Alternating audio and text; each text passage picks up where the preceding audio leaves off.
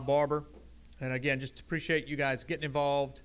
Go to the website, envisiondiamondhead2040.com, do the surveys. We want to hear from you. Thank you. Mike, thank you for the introduction. And we do have a smaller, intimate group, but that's okay. It's just as important to hear from you folks as it was a whole room full of the other time, so we're glad you're here. We may be able to go a little quicker and get to the point a little quicker, but glad to see y'all. So I've seen Mr. Noblock before. I don't know. We were here in early August, and I'm Bob Barber with Orion Planning Design, and Mike's already described the city has retained us to update or create really a new comprehensive plan. And we've been involved in that process since, I don't know, May, I guess, sometime in there. And that's our group. We do work across the country. Everywhere there's a red dot, we've done some work. And we're glad to be here. It's been really, really nice to get to know Diamondhead. It's a very unique community. It has a very interesting history. And we're glad to be able to facilitate and help and assist in the creation of the plan.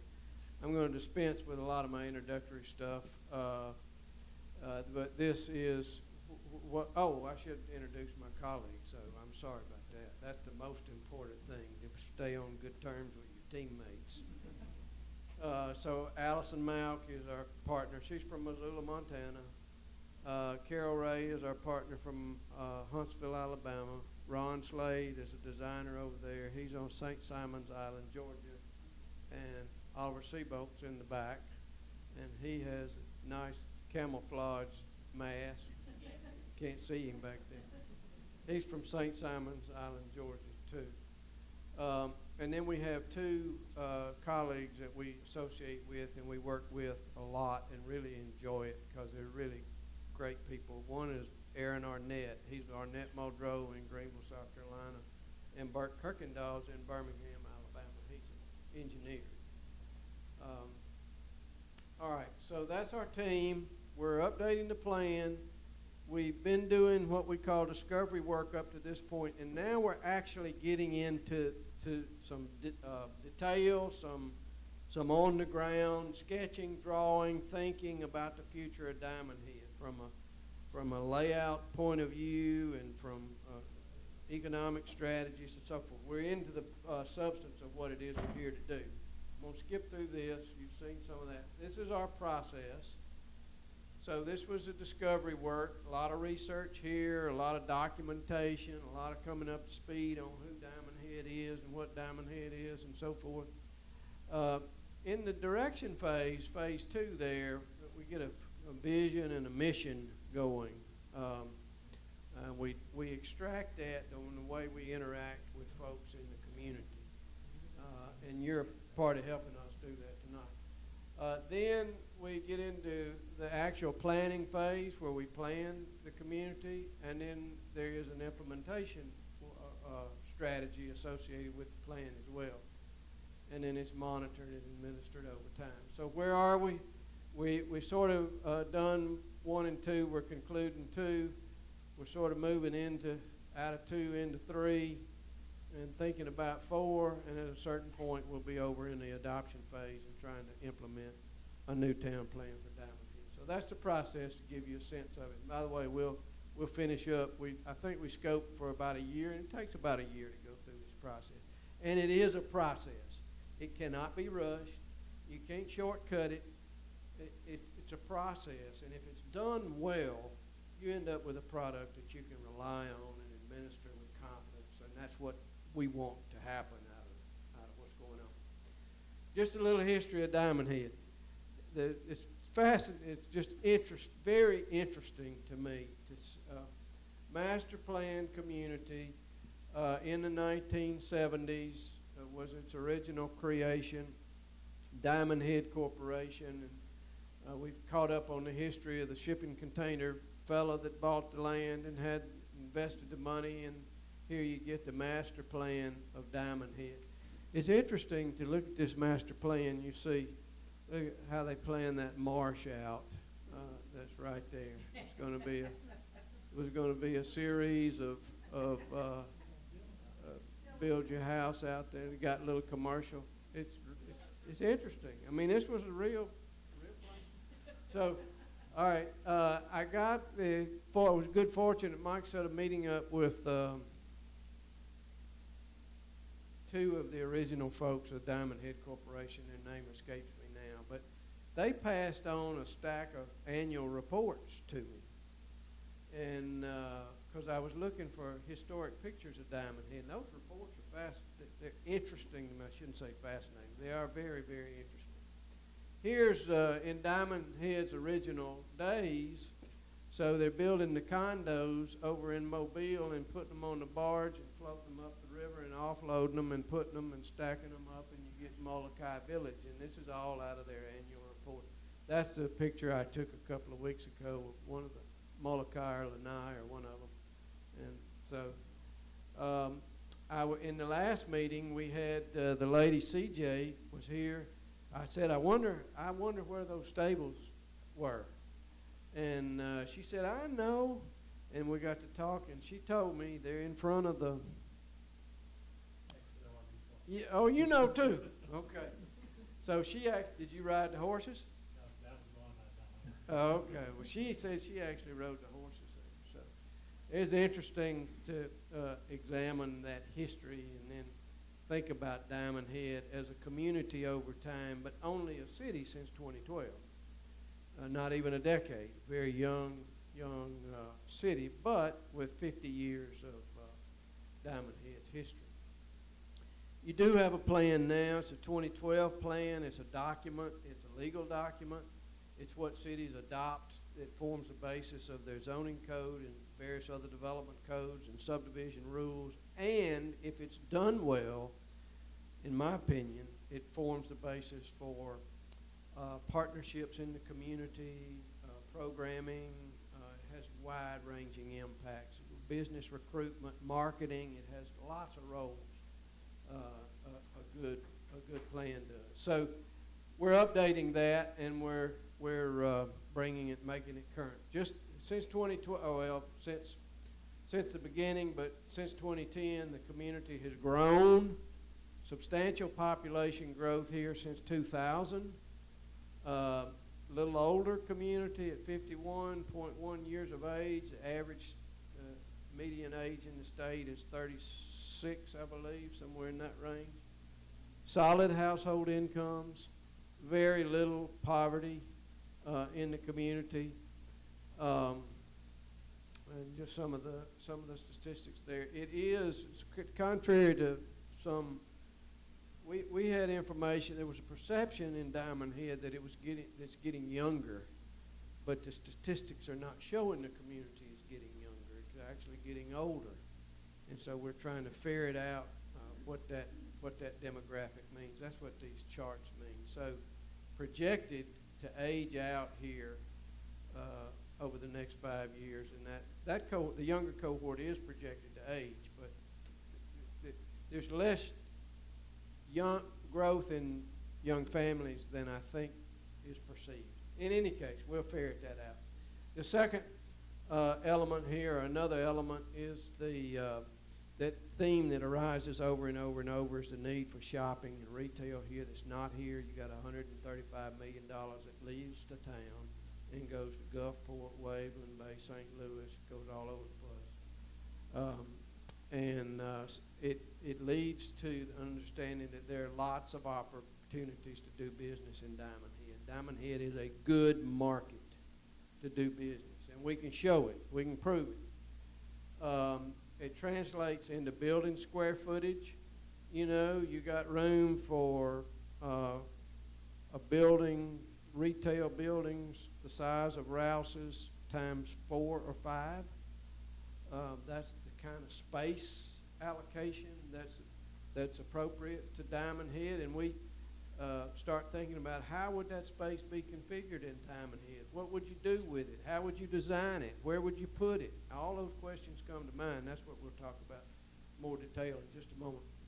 This is an existing land use map, and it merely indicates development. It's very revealing, but it indicates development patterns, the yellow being the single-family residential, the light green being the POA, the golf courses, the dark green are vacant lands, the red is commercial land, that's right there at the interstate, and then of course the waterfront down here, and this one shows environmental constraints and so forth. When we think about the environment of Diamondhead, you really got two major pieces to the overall environment. All this associated with highly sensitive marine environments, the water, the rivers, the bay, and then what we would call coastal uplands here, where the topography is the highest point on the Gulf Coast, and all this in the uplands. And each of those have various environmental implications as we think about it. I faded this map in, if my fade works. Yeah. I was just showing the original plan of Diamondhead fading in on top of. This is the way the Diamondhead is built today. That's the pattern of it. And so it's built essentially according to plan, with the exception of the marsh down here, or exception up the river. They had it feathered all up the river there. So all that's built according to plan. The waterfront's built mostly according to plan. This hole right in the middle was not master planned. And that's the downtown. It was left out. So consequently, we get this kind of environment, which is just beautiful. It's just wonderful. Contrasted with this. I mean, this is Diamondhead. So how does this factor into the future? What do we do with that? How do you think about it? What's the city want to do with it? Is there a better way to do it? How would it transition? Diamondhead is, there's about 450 acres of residentially zoned vacant land left. That's not flood constrained.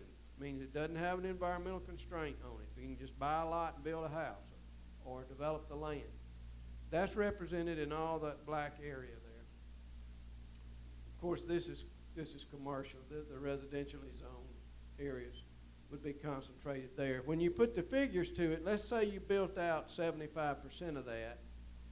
That'll accommodate at a density of 3 about 1,000 dwellings, which will accommodate about 2,200 to 2,400 people. Now, what that means is to us is that the community is essentially, for all intents and purposes, built out. There are a few places left. There are some developments that are coming online, but it's mostly built out. What does that mean for Diamondhead's future? Should it expand? Does it, all those sorts of things.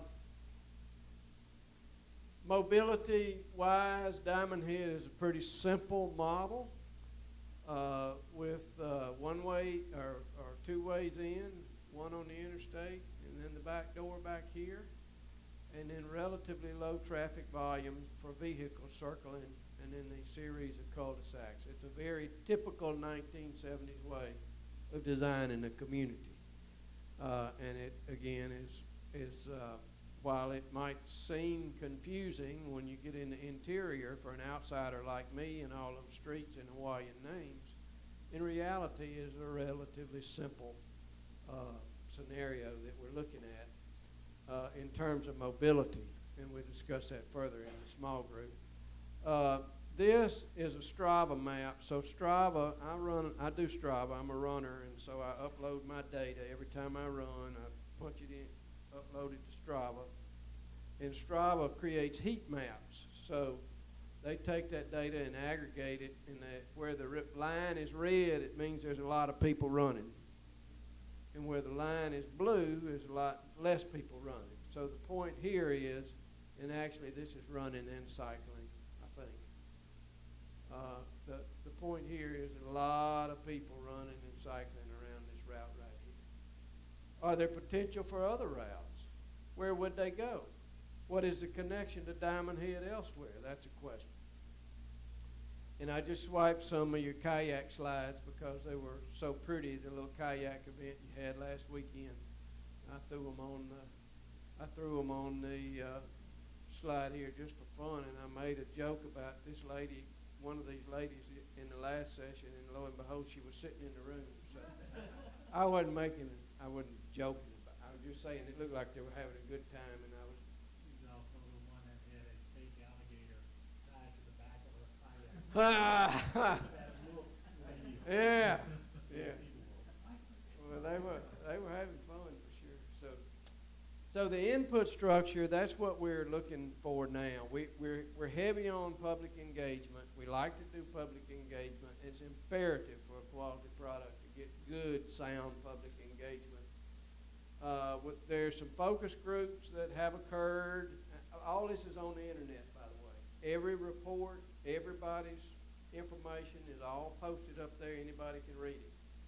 The advisory group has an input. The planning commission ultimately has an input. And of course, the council ultimately adopts. So we got an input structure, and we started off our engagement at the prior meeting. Some of y'all might have been here where you dropped a pin on what you liked, and you dropped a pin on what you were concerned about, and we got information out of that. Then we have done a survey, and I'm going to do this quickly, and we'll move on to our discussion. Y'all participated in the survey online? Good. It's online. Did I see y'all? It's online if you want to participate. You have? I can't tell you. No. Okay. So there's 12 questions here, and I'll run through them very quickly. And the full results of the survey are online. And you can go there if you want to see them and think about them more carefully. What would you say is we've had about 300 and some odd participants in that survey. What would you say on a scale of 1 to 10 people rated quality of life in Diamondhead? 8? I'd say 7 or 8. 7 or 8? 8.37. People are quite pleased with their quality of life in Diamondhead. It's very, very, very apparent. We asked them how you would describe Diamondhead if Aunt Matilda comes to town, or you're describing it to an outsider. Safe, beautiful, friendly, got a lot of amenities, quiet, nice. I mean, it's nice. I mean, it's good. You know, there's great qualities of a community. In August 6th, we had the folks identify assets in the town in Diamondhead, and in this survey, we asked people to rank the assets, take the top 5 assets and rank them. Community recreational facilities is far and away the most valued asset. Now, all these are assets. This is the most valued. Waterfront and marina, then the natural areas, then the bike paths, and the Hawaiian-themed architecture. It doesn't mean it's not important. It just means in the hierarchy of priorities, it was the lower asset. Is there an asset not listed? Airport, golf courses, shopping, restaurants, access to the community. Now, in that August meeting, we said, what are your concerns? We distilled all the comments down, and what are your top 5 concerns? And we asked in this survey, rank them. Which is the most concern? And again, the biggest concern is the biggest asset. Long-term future of the community amenities, which was the most valued asset. Improvement for Diamondhead's commercial district was not far behind. Preservation of the natural areas, bike and ped trails, and then traffic flow down at I-10 in order of priority. So if people were tackling one of these problems first, or could only tackle one, they'd be tackling that one first. But obviously, we can do more than one. All right, concerns not listed there. The governance thing comes up over and over. We know that. We know it's out there. We know the community's working with that issue. These are the comments, the cost, the duplication of efforts, need to cooperate, et cetera, et cetera. Those are the concerns that were not listed. What community planning tools might improve? the community overall. There was an interest in making sure that the codes the city operates by when new stuff comes to town, et cetera, that be up to date and quality and site design guidelines and so forth. Anyway, these are some of the tools. The least concern of folks in the future of the city was creating new neighborhoods. Which tells us growth is not the top. Making the community have more people is not the top priority of at least showing up in this survey. What type of lodging is needed in Diamondhead? Upscale hotel, far and away. We hear that over and over and over and over and over and over. Need a hotel. And then this came up a lot. It came up a lot in the last meeting. Senior housing, housing choice for seniors, and you see that goes on down the line. So about half the survey respondents buy most of their consumer goods in town, and about half go out of town to shop. I thought it would have been more going out of town, actually. But where do you go out of town? Most folks are going to Waveland, Gulfport, Bay, St. Louis. All that money's leaving the community. Cleveland because of Walmart. Yep. And Lowe's. Yeah. Yeah. We ask what type of retail or restaurant do you believe is needed in Diamondhead? Family-friendly dining, coffee shop. And I've told the folks last time, and I'll tell y'all, whoever starts that coffee shop, they're going to do all right with it. I guarantee you. People want that. So you see the list on down the line. Bars, taverns, nightlife are the least concern of Diamondhead's residents. This shows that people are very active in Diamondhead. I was happy to see the amount of exercise that people are engaging in Diamondhead. And that's just a final question. Any additional comments? You know, demolish the whole. There's all kind of comments in that survey, but we just pulled out some of the more salient ones. Okay, so I'm about to finish this up, and then we'll get into our discussion. So we distill these into principles, and there's going to be an error in my slide. I'm going to correct it verbally. We distill these into planning themes and principles because we have to approach it with what are we trying to do in that? What are we trying to do here? We can do all kinds of stuff. What is it? So this is the way the comments shake out to us, the input today. Preserve Diamondhead. Honoring a unique community development history and heritage. The town is not too young to think about. It's really growing into kind of a historic place, a landmark place on the Mississippi Gulf Coast. Stewarding the natural assets, best conservation practices, so forth, preserving the natural environments, what that means. Ensuring the integrity of the amenities and green spaces. All that has to do with preserving Diamondhead. Then there's an element of growing Diamondhead. Talk about a mixed-use walkable downtown, that retirement housing thing, all housing, diversified housing choices we talked about. Enlarging the territory to accommodate growth. That means potential of annexation. Regrowing the waterfront on the bay. Anyway, you see that, growing Diamondhead. Then, unfortunately, I duplicated the same slide, but there's two more principles. The third one is connecting Diamondhead. That means dealing with those greenways, bikeway, what are the pathway connections that we're trying to build, connecting this part of Diamondhead with the waterfront. How can we do that in a way that you don't have to get in a car to go do? Is there another route to get out of Diamondhead needed? Is there another community connection other than the front? That's connecting Diamondhead thing. And then finally, that you don't see there, celebrating Diamondhead. And that gets into just what we were showing with the kite, community events. How do you generate a community atmosphere and events, supporting community organizations in the way you brand the city, market the city. And it can drill down into wayfinding systems and public art pieces and all of that sort of thing. That's when you get into celebrating the city. Those are the principles that are kind of guiding us along the way. All right, here's the little exercise. We're a small enough group, you feel free to jump in if you have any comments on any of that. But what I'd like for you to do is we have 5 areas. So we take those principles, and Diamondhead divides into essentially 5 areas. This is environmental, right? It's labeled coastal stewardship, but it's heavily environmentally oriented right here.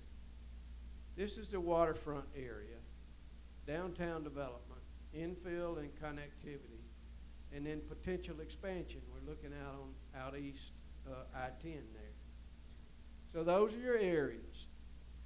So each of there's a table with each of those places. There's potential expansion, infill. There's waterfront, downtown, coastal stewardship, and environment. So what I want to ask you to do is, since we're such a small group, we can just be very relaxed about it. But I would love for you to just, if you have a couple of priority groups, just to stop by and talk to the facility. They can fill you in on what the previous group said, kind of what people were thinking, and if you can contribute to that conversation, do so. Y'all okay? Comfortable doing that? All right. What I'm going to do, sir. You got 4. Do that. That'd be great. Spend a few minutes. That'd be perfect. That's a good idea. All right.